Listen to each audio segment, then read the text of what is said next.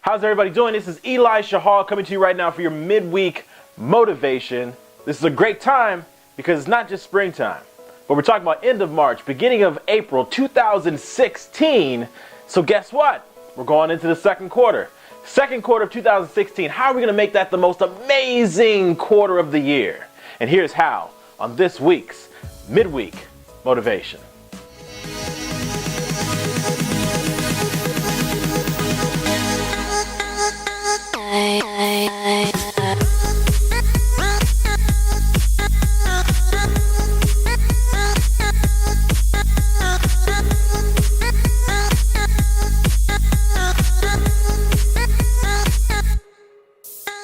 All right, everybody, so this is the second quarter of the year, 2016. So the first quarter went by. We did a lot of planning, we did a lot of preparation, we did a lot of goal setting. We were talking about how we were going to make this an amazing year, how this is the year of the grind, all the things that we're going to do. And now it's time to take action.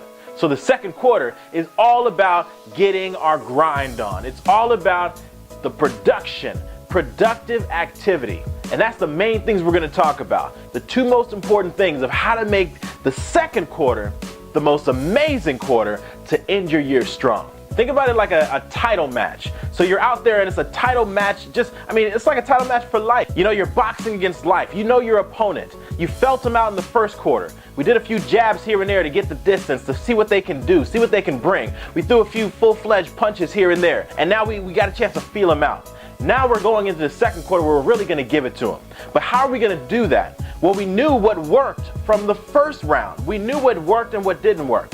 Now what we're going to do is we're going to dive into creating the results that we want by multiplying the things that worked and moving aside the things that didn't work. See, the things that didn't work, that's just activity, but it's not productivity. So being able to make some things happen for the things that work, what we're going to do is we're going to use that for 80% of our time. The things that got the results that we wanted, the things that helped create the outcomes that we wanted, we're moving that into 80% of our activity. 80% of our productivity is going to be from the things that actually got us the results that we wanted. The other 20% is going to be that activity. It still needs to be done, but we just don't want to spend most of our time there. So here's what we're going to do. The things that actually worked, the jabs that made it through, the full-fledged punches that made it through, we're actually going to multiply all those things by 3. So things that worked, multiply it by 3. That's the first thing of the 2 steps, multiply. We want to be able to create amazing results quicker. So we're not just adding, a little bit here and there. No, we're multiplying. We're going to speed it up. We're going to make things happen quicker. We're going to collapse those time frames to create the results that we want quicker. We got the first part, which was multiplication. We're going to multiply things that worked.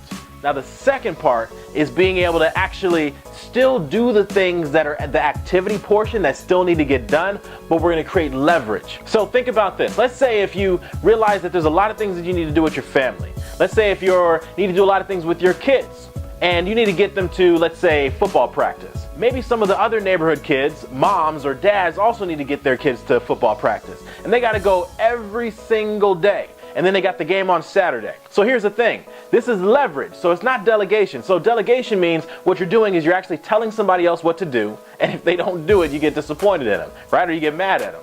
So this idea of leverage is it's to equal benefit for everybody involved. So what we're doing is if you have football practice for your kids every single day and a game on Saturday, what you could say is, okay, well, how about if I take the neighborhood kid, or at least, you partner up with one other parent, and I'm going to take, this other parent and my kid, let's say twice a week, and then they take the kids 3 times a week, or vice versa. You take them 3 times, they take them twice. So that frees up 2 days out of your week that you don't have to take the kids.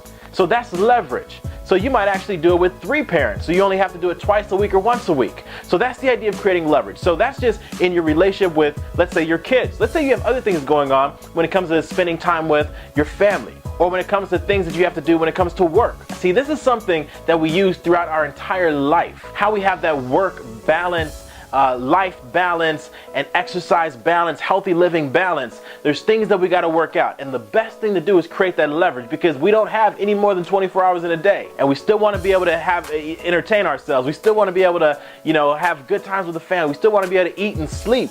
So that doesn't mean actually doing more of those things that we don't want to do or don't like to do. It still needs to get done. We just got to find a better, more effective and efficient way to do it. And that's what leverage is all about. So that's this midweek motivation. We're talking about two of the most important things for creating the most amazing second quarter, right? For this being the year of the grind. The first thing is multiplying the things that work. The second thing is creating leverage, so that way your work is done more effectively and more efficiently. So I'm excited right now. So when you think about that leverage and when you think about multiplication, when in the efforts that work, this is the title match that is really worth fighting for. So let's make it happen. As I always say, we're stronger together than we are separately. So let's walk down that hall to success together.